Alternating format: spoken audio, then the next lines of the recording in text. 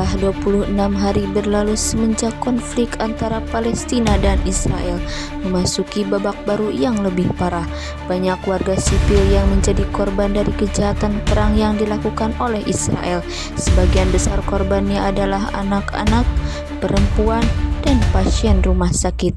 Pemerintah dunia kembali menunjukkan kemunafikannya dengan menutup mata pada situasi di jalur Gaza.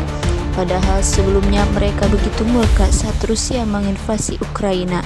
Konflik antara Palestina dan Israel adalah salah satu konflik terpanjang dan paling rumit di dunia. Konflik ini telah berlangsung selama puluhan tahun dan melibatkan sebagai elemen termasuk isu wilayah, agama, sejarah, dan politik. Sejarah konflik Palestina-Israel bermula dari awal abad ke-20 ketika Kesultanan Ottoman dikalahkan Inggris dalam Perang Dunia I. Wilayah Palestina diambil alih oleh Inggris. Pada tahun 1917 deklarasi Balfour mendukung pendirian Rumah Nasional Yahudi di Palestina. Hal ini mendorong bangsa Yahudi dari berbagai belahan dunia datang ke tanah Palestina. Selama periode ini imigrasi Yahudi meningkat dan ketegangan antara komunitas Yahudi dan Arab Palestina tumbuh. Setelah berakhirnya Perang Dunia II, Perserikatan Bangsa-Bangsa mengambil alih mandat atas Palestina yang sebelumnya dikuasai oleh Inggris. PBB membagi wilayah tersebut menjadi dua negara, satu untuk orang Arab Palestina dan satu untuk bangsa Yahudi. Pembagian tersebut diadopsi sebagai Revolusi PBB nomor 181 pada tahun 1947. Namun Arab Palestina menolak pembagian tersebut, memicu Perang Arab Israel pertama pada tahun 1948 yang dimenangkan oleh Israel, yang mengakibatkan pembentukan negara Israel dan pengungsian rakyat Palestina.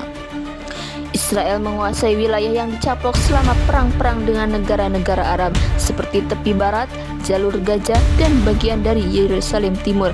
Ini menyebabkan konflik berkepanjangan tentang pemukiman Israel di wilayah-wilayah ini. Ratusan ribu rakyat Palestina terpaksa menjadi pengungsi yang sekarang tinggal di berbagai negara dan kampung pengungsian. Sementara 2 juta orang rakyat Palestina dikurung dalam penjara terbuka di jalur Gaza dan West Bank. Akses mereka terhadap sandang pangan dan pendidikan dibatasi. Hal hidup mereka dirampas oleh rezim Zionis Israel.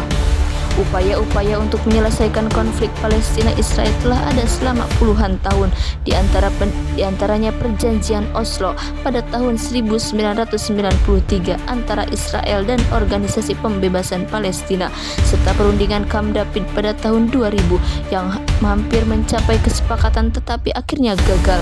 Selain itu, banyak negara dan organisasi internasional telah mencoba berperan sebagai mediator dalam konflik ini, termasuk negara-negara Arab, Amerika Serikat, Perserikatan Bangsa-Bangsa, dan Uni Eropa. Meskipun upaya-upaya ini telah dilakukan, konflik Palestina-Israel masih berlanjut.